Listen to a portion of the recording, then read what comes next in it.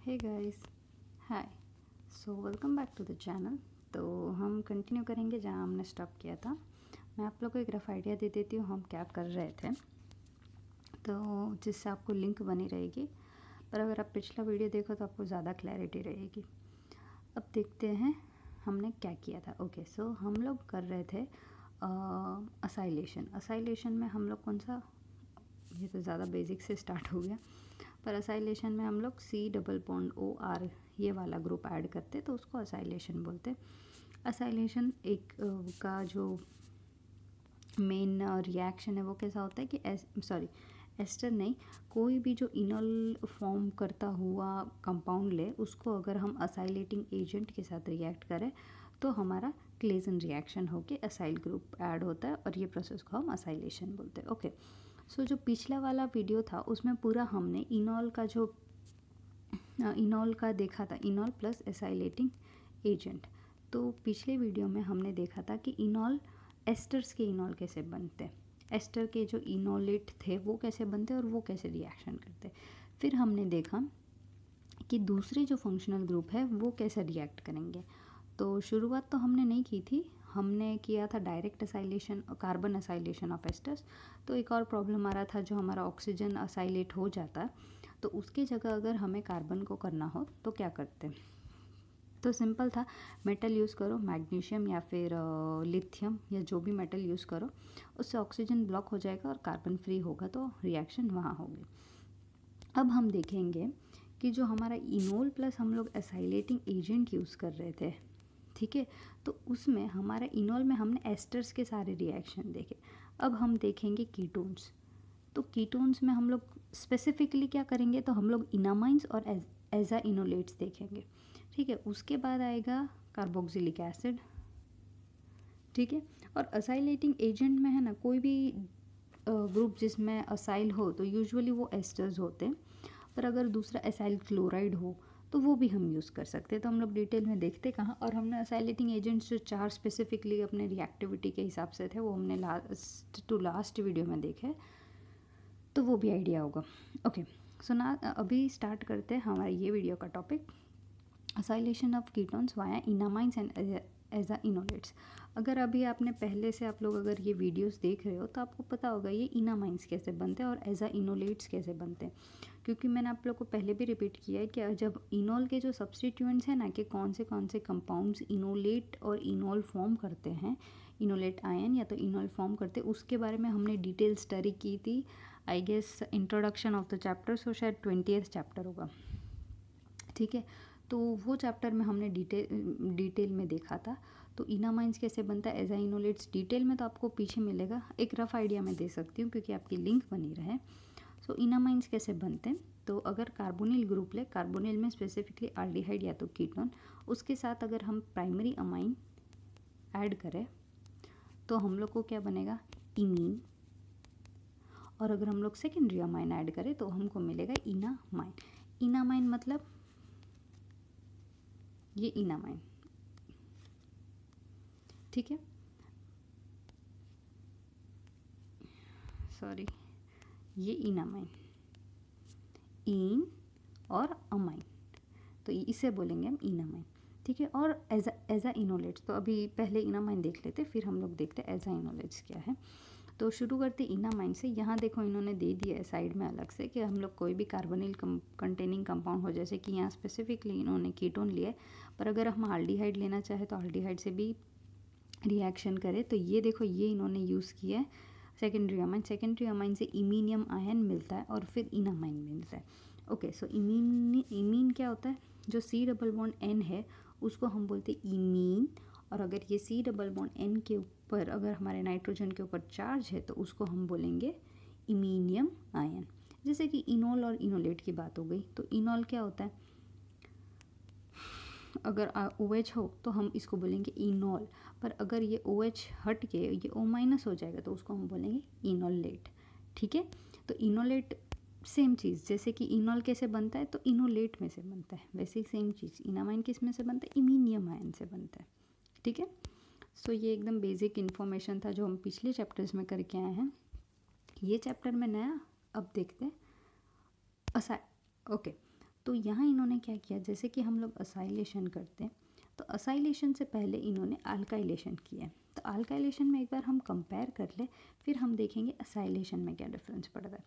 तो अल्काइलेशन में भी ये वाला भी हमने एक चैप्टर देख लिया था, अल्काइलेशन ऑफ इनॉल्स और इनोलेट्स वाला।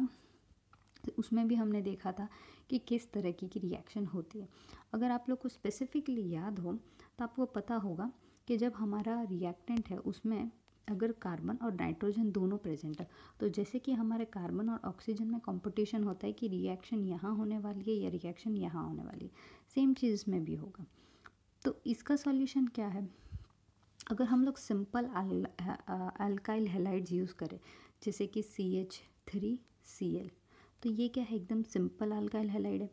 अगर इसकी जगह मैं कुछ ले लेती हूँ, ये तीनों CH3 को मैं सब्सटीट्यूट करती हूँ मिथाइल ग्रुप के साथ, ठीक है। तो ये अब सिंपल अल्काइल हैलाइड नहीं है, तो ये क्या करेगा, ये कार्बन पे रिएक्ट करेगा। इसका मतलब मेरा कहने का सिर्फ इतना मतलब है कि अगर मैं सिंपल अल्काइल हैलाइड लूँ जैसे कि CH3X या फिर एकदम सिंपल या फिर इथाइल हैलाइड, जो भी, अगर मैं सिंपल अल्काइल हैलाइड लूँ तो हमारा जो अल्काइलेशन है वो नाइट्रोजन पे होगा। पर अगर मैं थोड़ा बड़ा वाला लेती हूँ तो अल्काइलेशन हमारा C पे होगा। ध्यान रखो, मैं यहाँ असाइलेशन की बात नहीं कर रही हूँ, अभी हम लोग अल्काइलेशन वाले टॉपिक पे ही हैं, ठीक है। तो देखो ये है हमारा अल्काइलेशन कार्बन पे। तो देखो ये हमने ऐड किया अल्काइल हैलाइड, जैसे हम हमारा अल्काइल हैलाइड ऐड करेंगे क्या होगा, रिएक्शन पॉसिबिलिटी यहाँ भी जाने की और यहाँ भी जाने की, ठीक है। अगर हम लोग R जो है वो बड़ा ग्रुप यूज़ करें तो अल्काइलेशन कहाँ होगा, कार्बन पे। अगर R को हम लोग एकदम सिंपल वाला कंपाउंड रखें जैसे कि मिथाइल या इथाइल, तो वो कहाँ अल्काइलेशन देगा, नाइट्रोजन पे। ये देखो ये C अल्काइलेशन कहाँ हुआ, कार्बन के ऊपर, ठीक है। नेक्स्ट स्टेप क्या होगा, ऑब्वियसली हाइड्रोलिसिस कर दो, हाइड्रोलिसिस कर दो, ये नाइट्रोजन वाला ग्रुप हट जाएगा, हमें कीटोन ग्रुप विथ अल्काइलेटेड प्रोडक्ट मिल गया। अब देख लेते सेम चीज़ एन अल्काइलेशन क्या होती है। तो एन अल्काइलेशन का मतलब क्या, सिंपल अल्काइल हैलाइड ले लो, वो क्या करेगा, कार्बन पे ना रिएक्ट करके वो नाइट्रोजन पे रिएक्ट करेगा, नाइट्रोजन पे रिएक्ट करके वो क्या बनाएगा, एक्चुअली में एक सॉल्ट बनाएगा। क्यों, क्योंकि पता है अगर नाइट्रोजन के ऊपर तीन से ज़्यादा वैलेंसी हुई तो ऑब्वियसली एक प्लस चार्ज बना के सॉल्ट बनाने वाला, तो ये उसका प्रोडक्ट है। अब बात करते हैं असाइलेशन की। एक बार आपको अल्काइलेशन क्लियर हो गया तो अब हम देखते हैं नेक्स्ट स्टेप कि असाइलेशन कैसा होता है। अब देखो पहले नाइट्रोजन की असाइलेशन देख लेते हैं। तो नाइट्रोजन की असाइलेशन में बात एक ये है कि देखो हमारा जो अल्काइल असाइलेशन है, तो असाइलेशन में क्या होगा, हमारा जो असाइल ग्रुप है वो ऐड होगा नाइट्रोजन पे, ठीक है। जैसे नाइट्रोजन पे ऐड होगा नेक्स्ट क्या होगी, इसकी वैलेंसी ज़्यादा हो गई तो इसके ऊपर प्लस चार्ज आया। अब नेक्स्ट स्टेप क्या होता है पता है, इसमें से है ना, ये हमारा जो नाइट्रोजन है, ये क्लोरीन तो वैसे ही घूम रहा है हमारे मॉलिक्यूल में, तो क्या होगा, ये क्लोरीन इसके साथ अटैक करके फिर से ये बॉन्ड ब्रेक हो जाएगा। तो इसका मतलब क्या, हम लोग का जो प्रोडक्ट मिला वो वापस रिएक्टेंट में कन्वर्ट हो जा रहा है। तो ये एक रिवर्सिबल रिएक्शन हुई, ठीक है, क्योंकि ये एक अनस्टेबल सॉल्ट है, ये अनस्टेबल सॉल्ट होने के वजह से ये वापस हमारे अपने रिएक्टेंट्स में कन्वर्ट हो जा रहा है, ठीक है। जबकि कार्बन में ऐसा कुछ नहीं होता। कार्बन की असाइलेशन क्या होती है, हमारा ये इनामाइन है, इनामाइन में हमारा असाइलेटिंग एजेंट डालो, यहाँ इन्होंने असाइल क्लोराइड यूज़ किया है, तो क्या होगा, रिएक्शन कार्बन पे हो जाएगा, ठीक है। तो ये एक स्पेशलिटी की वजह से कि हमारा जो एन असाइलेशन है वो एक रिवर्सिबल रिएक्शन है। तो आप लोग समझो कि होगा यूँ कि अगर आपको रिएक्शन करना भी है नाइट्रोजन के लिए तो उस असाइलेशन तो उसको आप अलग कंडीशन रखनी पड़ेगी। अगर नॉर्मल कंडीशन यूज़ करो तो क्या होगा, ये जितना इसमें कन्वर्ट हो जाएगा ये वापस इसमें कन्वर्ट हो जाने वाला है। इसलिए कभी भी असाइलेशन कर रहे हो तो कभी भी प्रेफरेंस किसको मिलेगा, सी को, कार्बन को, ठीक है। अब हम देखते हैं नेक्स्ट रिएक्शन। अब हमने देखो हम लोग है ना, कोई भी चीज़ पहले देख लेते कि हम लोग क्या करने वाले ये बता देते। अब हमने बता दिया इनामाइन के साथ हम लोग करने वाले रिएक्शन। अब देख लिया हमने प्रॉब्लम क्या था। प्रॉब्लम देखने के बाद हमने सोल्यूशन देख लिया। प्रॉब्लम ये था कि कार्बन पे भी हो सकता है, नाइट्रोजन पे भी हो सकता है, पर प्रॉब्लम का जो सॉल्यूशन था वो प्रॉब्लम में ही था कि जो नाइट्रोजन है वो रिवर्सिबल वाली रिएक्शन है, तो ऑब्वियसली कोई भी रिएक्शन यही प्रेफर करेगी। सो कार्बन पे रिएक्शन हो रही है। अब हम थोड़ा और डिटेल में देखते हैं इनामाइन की रिएक्शंस। तो यहाँ है ना, देखो हमारे जो एग्जामिनर्स होते हैं ना, वो हमारा माइंड कितना डीप जा सकता है ना, वो पता लगाता है। ठीक है, अब देखो, अब मैंने आपको बोला इनामाइन के साथ असाइल क्लोराइड की रिएक्शन करो तो हमें प्रोडक्ट मिल जाएगा 1,3 डाइकार्बोनिल कंपाउंड। ठीक है, पर प्रॉब्लम क्या है पता है, एग्जामिनर का ट्रिक ये होता है कि ये जो कंपाउंड उसने बनाया और ये जो कंपाउंड उसने बनाया, ये हमें इन लोग है ना डायरेक्ट एग्जाम में नहीं देंगे, उन लोग शुरू करेंगे ये वाले रिएक्शन से। अब आप सोच सकते हो ये जो सिंपल सा साइक्लोपेंटाडाइन का स्ट्रक्चर है वो ये बना सकता है। ठीक है, तो यहाँ हम लोग थोड़ा पीछे हट जाते कि ये हम लोग समझ नहीं पाते, पर ये एक हिंट अपने आप के मन में खुद समझ लो कि कोई भी जो रिएक्शन में जितने भी स्टेप्स है सीक्वेंस वाइज करते जाओ। पहली स्टेप बेस है तो हाइड्रोजन निकालो, अगर दूसरा स्टेप फिर अगर उसके अलावा देखो या मैग्नीशियम ऐड किया तो मैग्नीशियम ऐड करो। मैग्नीशियम देखो कंपटीशन का है, कार्बन और ऑक्सीजन है, तो मैग्नीशियम ऑब्वियसली ऑक्सीजन के साथ बॉन्ड बनाएगा। चलो सपोज करो हमारे पास है SOCl2, तो जितने भी रिएजेंट्स है सबको एक एक स्टेप वाइज सीक्वेंसली करो, करते जाओगे एट दी एंड आप कम से कम थोड़े नज़दीक तो हो जाओगे। क्योंकि अगर ऑप्शंस देखो ना एग्ज़ाम में, अगर मेरे को भी अगर रिएक्टेंट ये दिया हो और अगर ऑप्शन ऐसा हो तो मैं सोचूंगी ये तो एक बड़ा कॉम्प्लिकेटेड रिएक्शन है, ये हम छोड़ दे तो अच्छा है, पर एक्चुअल में इतना कॉम्प्लिकेटेड नहीं होता है। रिएक्शन सिर्फ सिंपल है, हमने इनामाइन यूज़ करके उसका असाइलेशन किया है, पर यहाँ इनामाइन बनाया और असाइलेटिंग एजेंट जो था वो भी इन्होंने बनाया। ठीक है, इसलिए ये इतना कॉम्प्लिकेटेड लग रहा है। अब शुरू करते। अच्छा, ये जो मॉलिक्यूल है इसका नाम लॉन्जीफोलिन है, और एक्चुअल में क्या हुआ था कि ये एक नेचुरल प्रोडक्ट है।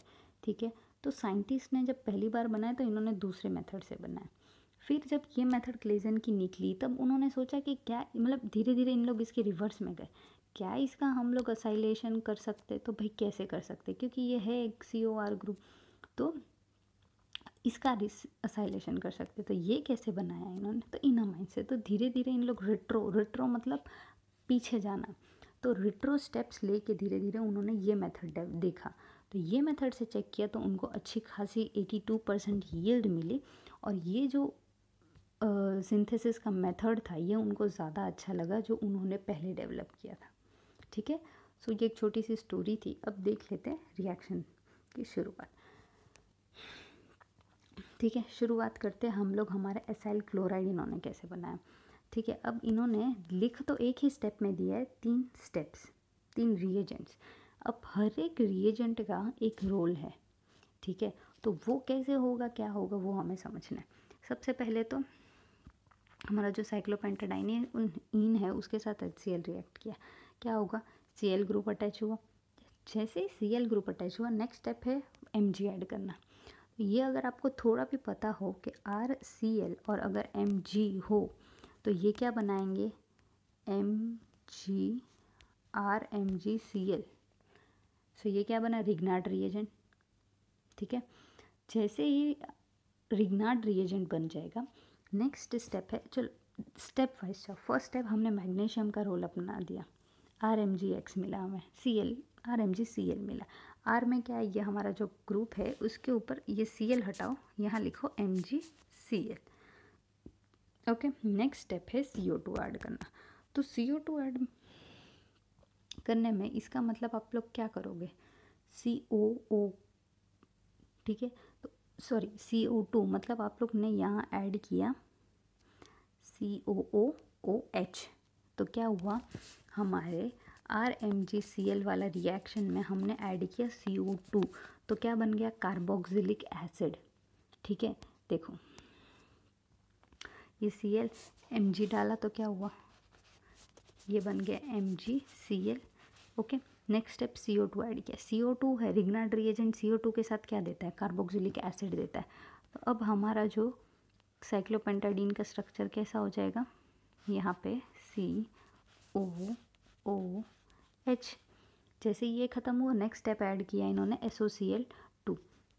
तो SOCl2 में SOCl2 क्या करता है, अगर आपको पहले ये चैप्टर भी हमारा कवर हो चुका है कि कार्बोक्सिलिक एसिड में अगर SOCl2 ऐड होता है तो क्या देता है वो, एसिड क्लोराइड। ये OH ग्रुप हट के यहाँ पे Cl आएगा, बन गया हमारा एसिड क्लोराइड। ठीक है, तो तीन ही स्टेप्स और है भी रिएजेंट छोटे छोटे, पर अगर रिएक्शन करने बैठो तो हमें 3 स्टेप्स मिले। ठीक है, तो ये हमारा दिमाग जब तक प्रोसेस करे तब तक ऐसा लगता है कि टाइम ये वेस्ट हो गया। तो एक्चुअल में ये रिएक्शन अगर हम लोग रोज़ रोज़ नहीं, 2 दिन में एक बार या 4 दिन में एक बार प्रैक्टिस करें तो हमारा वो जो छोटा पार्ट ऑफ द ब्रेन है वो ओपन रहेगा। अच्छा, 3 रिएजेंट तो मुश्किल नहीं है, हो सकती है। कैसे हो सकती है तो देख लो। ठीक है, ओके। सो एसिड क्लोराइड बन गया। अब इन्होंने बनाया इनामाइन। तो इनामाइन कैसे बना, ये यूज़ किया कीटोन के साथ सेकेंडरी अमाइन यूज़ करो, बन गया इनामाइन। ठीक है, जैसे इनामाइन बनेगा हम लोग क्या करेंगे, हमारा जो एसाइल क्लोराइड है उसके साथ रिएक्ट करेंगे। हमारा जो इनामाइन है उसने हमारे एसाइल क्लोराइड के साथ रिएक्ट किया। ये है सिमेट्रिक कंपाउंड, मतलब कोई ग्रुप्स एडेड नहीं है यहाँ पे या फिर यहाँ पे।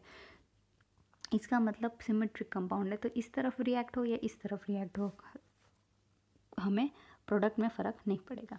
सो यहाँ पे जैसे ही ये ग्रुप ऐड होगा क्या होगा, असाइल ग्रुप ऐड हुआ। जैसे ही असाइल ग्रुप ऐड किया, Cl is a very good leaving group. ये जैसे ही निकलेगा हमारा जो कार्बन है वो डबल बॉन्ड बना देगा। डबल बॉन्ड बना दिया, इसने अपना कार्बोनिल बना दिया। अब ये ग्रुप कैसे हटेगा, तो हाइड्रोलिसिस करो। जैसे हाइड्रोलिसिस करो क्या होगा, ये है जो हमारा कीटोन ओरिजिनल था उसमें कन्वर्ट हो गया, बन गया 1,3 dicarbonyl compound. Okay, so okay, यहाँ ख़त्म हो गया। और okay, next reaction. So next reaction अब देखते हैं एज़ाइनोलेट की। तो एज़ाइनोलेट भी सेम है। अच्छा, ये एक बात याद रखो कि जो हम लोग का इनोलेट बनाते हैं हम, तो वो usually less substituted side of the ketone ही बनेगा। तो यहाँ भले हमारा जो कीटोन है उसके पास दोनों पॉसिबिलिटीज़ है, या तो यहाँ भी रिएक्शन हो सकती है या तो यहाँ भी रिएक्शन हो सकती है। ठीक है, क्योंकि इसके पास भी हाइड्रोजन तो अभी भी अवेलेबल है, पर होगा कहाँ, जहाँ less substituted side. This is less substituted side, this is more substituted side in comparison. Okay, so क्या होगा, हमारा H, ये वाला H जाएगा। जैसे ये वाला H जाएगा, हमारा जो इनोलेट है वो इस तरफ का फॉर्म होगा, मतलब हमारा जो असाइल ग्रुप है वो यहाँ पे अटैच होगा। ठीक है, ये जो अटैचमेंट ऑफ असाइल ग्रुप है या अल्काइल ग्रुप है, जो भी है, ये मैटर करते हैं हमारे पोजीशन ऑफ इनोलेट फॉर्मेशन। तो इनोलेट फॉर्मेशन कैसे होता है वो हमें ध्यान रखना है। ठीक है, शुरू करते हैं। ये है डाईमिथाइल हाइड्राजोन, और जैसे रिएक्ट करेंगे हम लोग क्या बनेगा हमारा, डाईमिथाइल हाइड्राजीन है ये, और फिर जब हम रिएक्ट करेंगे तो बनेगा डाईमिथाइल हाइड्राजोन। और फिर बाद में ब्यूटाइल लिथियम के साथ रिएक्ट करो, क्या होगा, ये जो नाइट्रोजन है वो ऑब्वियसली उसके पास जाएगा। जैसे जाएगा, देखो अब ये जो है ये एज़ाइनोलेट फॉर्म हो गया। ठीक है, जैसे ही एज़ाइनोलेट फॉर्म होगा, नेक्स्ट स्टेप क्या होगा, हमारा जो असाइल ग्रुप है वो कहाँ अटैक करेगा, तो इस तरफ अटैक करेगा। सेम जैसा हमारा इनामाइन था, सेम चीज़, पर मेन स्टेप था भाई एज़ाइनोलेट कैसा बनता है। तो एज़ाइनोलेट हमने बता दिया कैसे बनता है। ये बन गया हमारा प्रोडक्ट में क्या बचा, अभी ये वाले ग्रुप को हटाना, हाइड्रोलिसिस कर दो, यहाँ डबल बॉन्ड आ जाएगा। क्या होगा, 1 2 3 1 3 का डाइकार्बोनिल कंपाउंड बन गया हमारा, देख लेते, बन गया। ठीक है, तो ये अच्छी खासी 83% यील्ड हमें मिली है प्रोडक्ट में। ओके, सो यहाँ ख़त्म होता है इनामाइन्स और एज़ाइनोलेट्स। नेक्स्ट देखते हैं acylation of ketones under acidic condition. So acidic condition मतलब हमने यहाँ यूज़ किया है अपना BF3। सेम चीज़ होनी है, खाली क्या होना है, ये जो BF3 है ये भी यहाँ as a important role play करेगा। ठीक है, अब देखो वैसे तो आइडिया लग जाएगा ऐसे, अगर आपको ये रिएक्शन के बारे में कुछ भी ना पता, सपोज़ ये आपको प्रोडक्ट नहीं मालूम है, ये आपको सिर्फ इतना दिया है, तो आपको कोई भी थ्योरी, कोई भी चैप्टर, ये फिलहाल पूरा 26th चैप्टर हमने जितना भी पढ़ा उससे कोई फ़र्क नहीं। आपको इतना मालूम है कि भाई ये इनोलेट कौन सा फॉर्म होने वाला है और ये एक सिमेट्रिकल कंपाउंड इस तरफ फॉर्म हो या इस तरफ फॉर्म हो मैटर नहीं करता। और ये जो एसिटिक एनहाइड्रेट है, तो एसिटिक एनहाइड्रेट क्या करता है, it is a very good acylating agent. तो क्या करेगा वो, असाइल ग्रुप देगा। असाइल ग्रुप किस तरफ, इस तरफ दे या इस तरफ दे, मैटर ही नहीं करता, ठीक है, क्योंकि ये सिमेट्रिक कंपाउंड है। तो सिमेट्रिक कंपाउंड होना तो आपको मतलब एकदम थ्योरीज की ज़रूरत नहीं है, आप अपना लॉजिक लगाओ तो आपको आइडिया आ जाएगा प्रोडक्ट क्या है। सेम सो अब क्या करते हैं, एक्चुअल में जो डिटेल में होती है वो थोड़ी लंबी प्रोसीजर है, पर थोड़ा रफ आइडिया लगा लो तो भी आपको आइडिया आ जाएगा। मेरा कहने का मतलब ये था। स्टार्ट करते BF3। ऑब्वियसली बी और O they make a good bond. तो क्या होगा, ऑक्सीजन के पास अटैक हो गया, जैसे ही अटैक हो गया हमारा जो BF3 है ये यहाँ पहुँच गया। नेक्स्ट स्टेप हाइड्रोजन जाएगा तो क्या होगा, हमारा जो इनोलेट फॉर्म हो गया। जैसे इनोलेट फॉर्म हुआ, नेक्स्ट स्टेप एसिटिक एनहाइड्रेट। अभी होने को एसिटिक एनहाइड्रेट है वो डायरेक्टली यहाँ पे ऐड हो सकता है, बट जैसे कि हमने बोला ये जो बोरॉन और ऑक्सीजन का बॉन्ड अच्छा है, तो ये जो असाइलेटिंग एजेंट है वो सबसे पहले ऑक्सीजन और बोरॉन का बॉन्ड बनाएगा। जैसे ही बॉन्ड बनाएगा, देखो ये एक F चला गया बोरॉन का, ये बोरॉन और ऑक्सीजन बॉन्ड बना, और जैसे ही ये बॉन्ड बना, अब हमारा नेक्स्ट स्टेप क्या होगा, जैसे ये बॉन्ड फॉर्म हो गया, अब ये जो असाइलेटिंग का जो ये एजेंट का जो रिएक्शन था, अब ये यहाँ कंटिन्यू होगा। तो ये क्या करेगा, ये कार्बोनिल पे अटैक करेगा, मतलब ये मिथाइल ग्रुप है, उसको हम लोग एज ए नीचे सब्स्टिट्यूएंट भी लिख सकते हैं, जैसे कि इन्होंने यहाँ लिखा।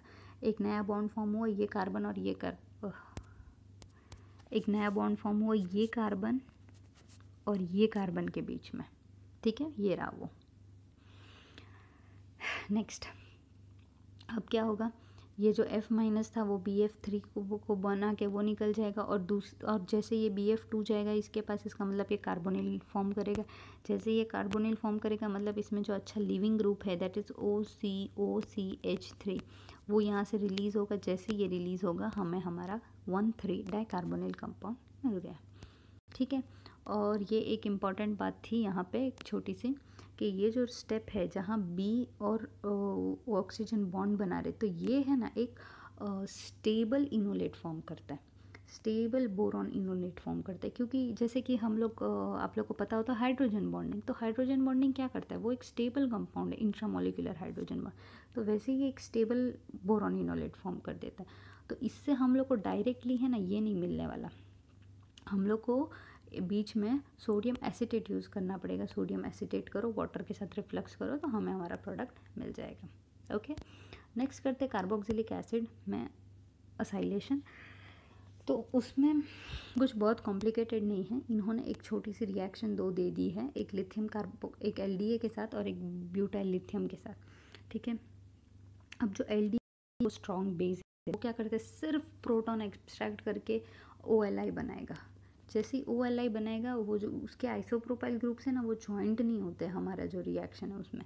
सो उससे क्या होगा, ये OLI फॉर्म हुआ, मतलब ये इनोलेट फॉर्म हो गया। अभी इसके साथ इसको ये कंपाउंड में अगर मैं सिलिकॉन रिलेटेड कोई भी ग्रुप ऐड करूँ, इसका मतलब क्या होगा, ये OLI is replaced by OSI, वो भी एक अच्छा इनोलेट है, ठीक है।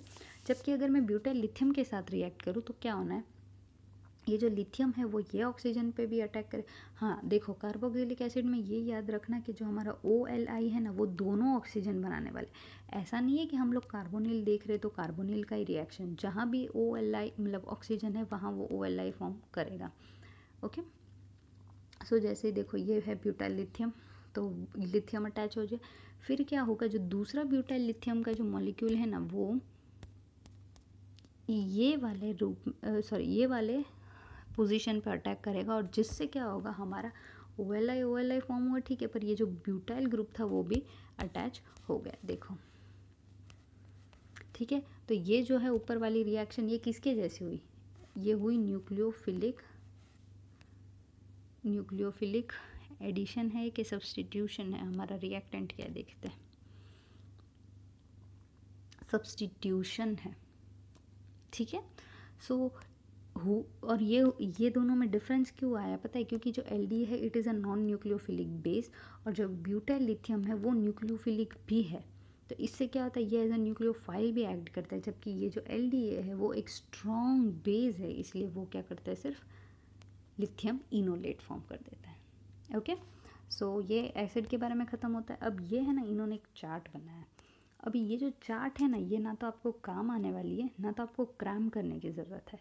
मतलब आपको कॉन्सेप्ट्स पता होने चाहिए। जैसे कि क्या, तो भाई इनामाइन कौन फॉर्म करता है, ये जैसे कि सिंपल एग्जांपल, इनामाइन कौन फॉर्म करता है। तो इनामाइन आपको पता होना चाहिए कि हमारा कार्बोनिल कीटोन या तो एल्डिहाइड ग्रुप हो, उसके साथ सेकेंडरी अमाइन ऐड करे तो हमें बनता है हमारा इनामाइन। इसका मतलब हमारा जो इनामाइन की पॉसिबिलिटी है वो एल्डिहाइड और कार्बन में कीटोन में है, जबकि एस्टर्स और एसिड में नहीं है। ठीक है, वैसे एजाइनोलेट सेम कीटोन और एल्डिहाइड में फॉर्म होगी, ये दोनों में नहीं। जिंक इनोलेट, तो जिंक इनोलेट हमारे सिर्फ एस्टर में फॉर्म होगी, बाकी में नहीं। लिथियम और सिलाइट, तो ये कुछ क्रैम करने की ज़रूरत नहीं है। जितनी थियोरी हमने अभी देखी ना, उसके बेसिस पे इन्होंने एक कंक्लूजन जैसा कुछ चार्ट बनाया है। बाकी क्रैम करने की ना तो ज़रूरत है, ना तो कोई वजह, सिर्फ आपको पता होना चाहिए कि कौन सी चीज़ें कौन बनाता है। ठीक है, 4 फंक्शनल ग्रुप है, 4 फंक्शनल ग्रुप कौन से इनोलेट्स फॉर्म करते हैं। अभी हम 3 या 4 चैप्टर से इनोलेट्स की बातें कर रहे हैं, तो हमें ये टेबल क्रैम करने की ज़रूरत नहीं है, क्योंकि हमारे पास कॉन्सेप्ट्स है। ठीक है, सो नेक्स्ट देखते हैं इंट्रामोलिकुलर क्लेजन एस्टर कंडेंसेशन। ये है ना, मैं डिटेल में नहीं कराने वाली हूँ, ये सेम टू सेम है ना, किधर गया, क्रॉस क्लेजन है ना, एल्डोल, सेम कॉन्सेप्ट एल्डोल वाला। क्या होना है, बहुत बुरी बात है। ओके, क्या होना है इसमें, दोनों चीज़ें एक ही में होगी। क्या, हमारा इनोल फॉर्मिंग सब्सटीट्यूएंट भी और हमारा असाइलेटिंग एजेंट भी। जबकि हमारा एल्डोल में क्या होता है, तो भाई जो दोनों कार्बोनिल होते हैं एक इनोलेट फॉर्म करता है, और जिस पे रिएक्ट करना होता है इलेक्ट्रोफिलिक सेंटर, वो दोनों एक में होते हैं, तो वो एल्डोल। जबकि हमारा क्लेजन एस्टर को क्या बोलेंगे हम लोग, enol plus acylating agent. Same intramolecular reaction होगा। इंट्रामोलिकुलर रिएक्शन का सिर्फ एक ही कॉन्सेप्ट लगता है, वो है नंबर ऑफ रिंग। जो नंबर ऑफ रिंग ज़्यादा स्टेबल है, जैसे कि हमने देखा था 5 और 6 मेंबर्ड रिंग जो है वो सबसे ज़्यादा स्टेबल है। अगर 3 और 4 बन रहे हैं तो आप वो प्रेफर ना करोगे, 5 और 6 हो तो आप वो प्रेफर करोगे। सेम टू सेम कॉन्सेप्ट लग रहा है, मैं एक समझा दे रही हूँ, पर बाकी के जो है वो आप खुद से देख लेना। टफ नहीं है, हार्ड नहीं है। देखो, अभी ये पूरा चैप्टर सेम जो है, इनोलेट कौन सी इनोलेट बन रही है उस पर डिपेंडेंट है। अब देखो, ये कार्बोनिल है, ये कार्बोनिल है। अब इसके पास है 1 2 3 4, इसके पास अगर, चलो इसको मैं पे थोड़ा और जूम कर लूँ। ओके, अब देखो इसको है ना, मैं ये फॉर्म में लिखती हूँ।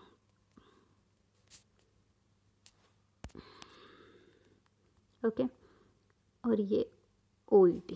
ओके, तो अब देखो, ये कार्बोनिल के अल्फा पोजीशन पे ना तो कोई प्रोटॉन्स है, तो ये तो बनना नहीं है इनोलेट। ये क्या बनेगा, हमारा एसाइलेटिंग एजेंट। अब प्रॉब्लम आई ये वाले में। अब ये जो है, इसका मतलब ये इनॉल फॉर्म करेगा।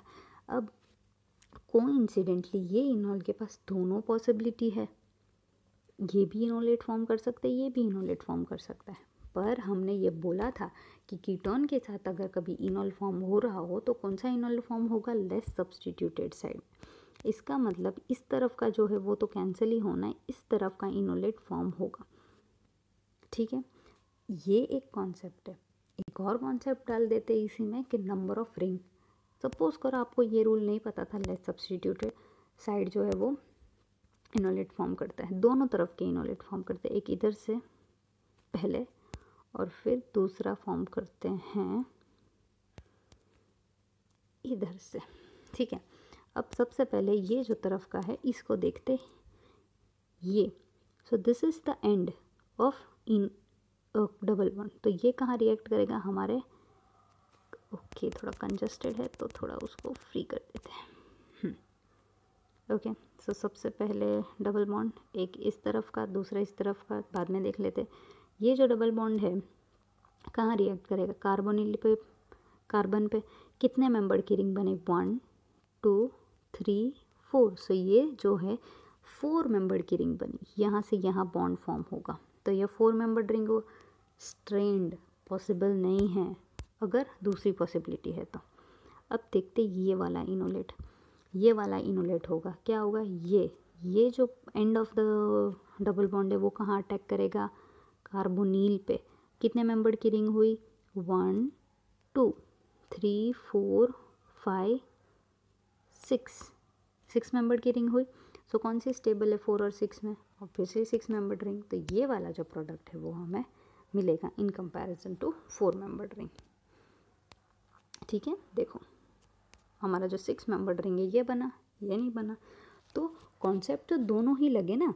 पहला तो कॉन्सेप्ट ये लगा कि जो हमारा इनोल था, सॉरी कीटोन वाला जो इनोल फॉर्म करता है वो कौन सा करता है, लेस सब्सटीट्यूटेड साइड पे, वो कॉन्सेप्ट भी लगा। और दूसरा कॉन्सेप्ट, चलो किसी को ये कॉन्सेप्ट ना भी पता तो दूसरा एक सिंपल कॉन्सेप्ट याद रखो, intramolecular is totally based on number of ring, number of carbons in the ring, कि भाई कितने मेंबर्ड की रिंग बन रही है।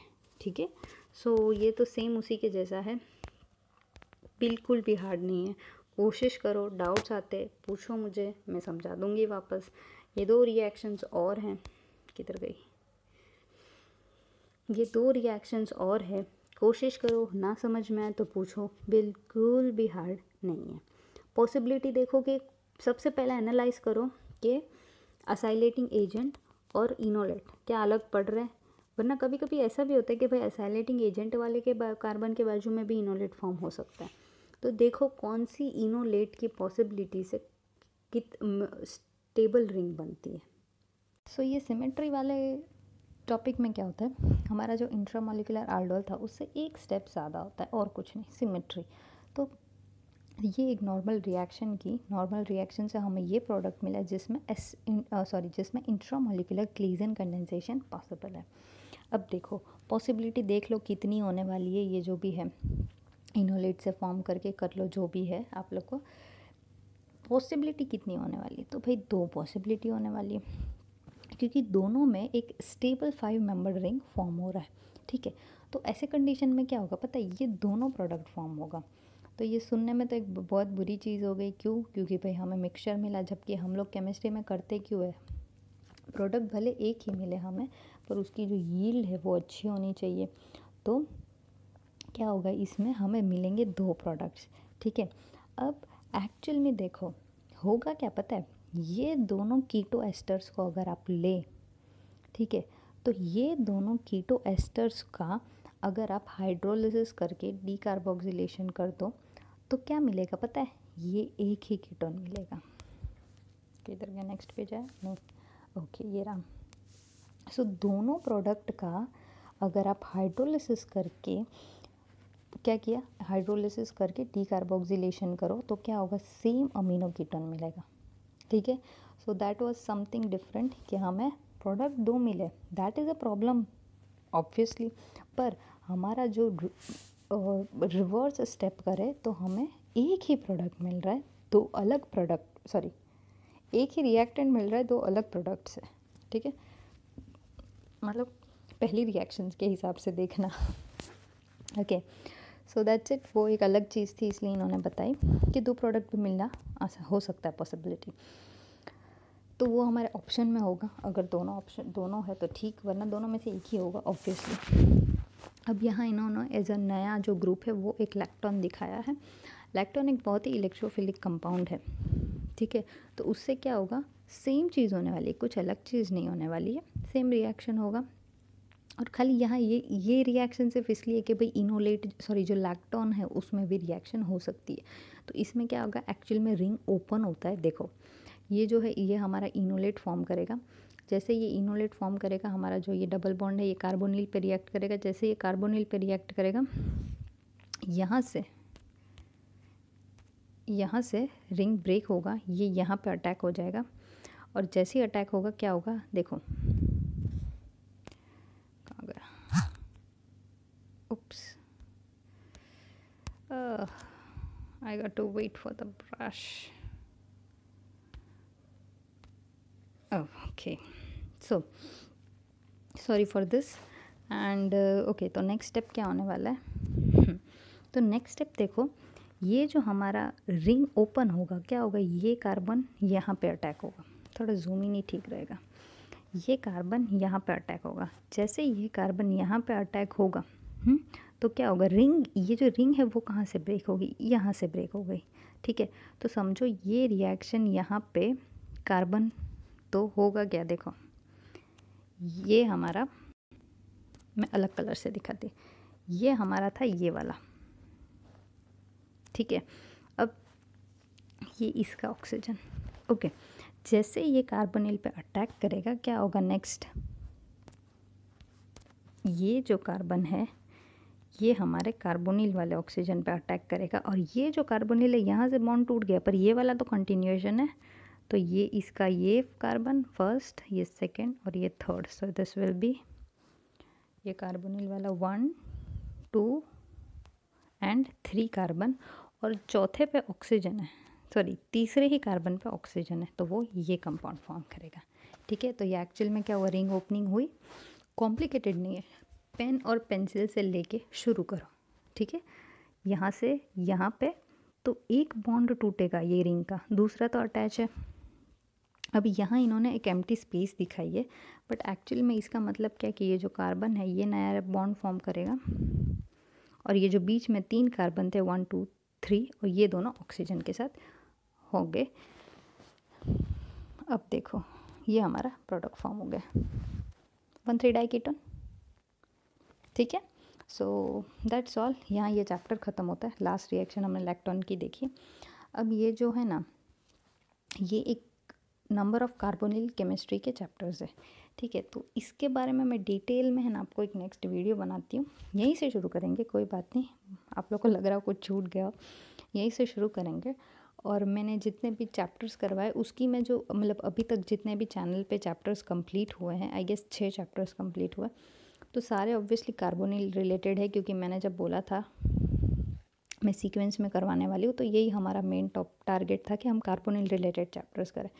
तो जितने भी चैप्टर्स करवाए ना, उसकी मैं एक समरी जैसा दे दूँगी। मतलब हमने जैसे कि न्यूक्लियोफाइल में क्या किया, इनोल में क्या किया, इनोलेट्स में क्या किया, तो उसकी एक समरी दे के वहाँ मैं चैप्टर एंड करूँगी। फिर मैं बताती हूँ कि आप लोगों को नेक्स्ट चैप्टर कौन सा शुरू करने वाली हूँ, और साथ ही मैं ये कि क्वेश्चंस हम लोग ये जो 6 चैप्टर्स के हैं वो क्वेश्चंस कैसे सॉल्व करने वाले, और जो भी है वो मैं आप लोग को नेक्स्ट वीडियो में बताती हूँ। ठीक है, सो वो जो नेक्स्ट वीडियो सिर्फ इन्फॉर्मेशन रिलेटेड ही बनेगा। तो दैट्स ऑल अभी के लिए तो। So thank you, bye bye.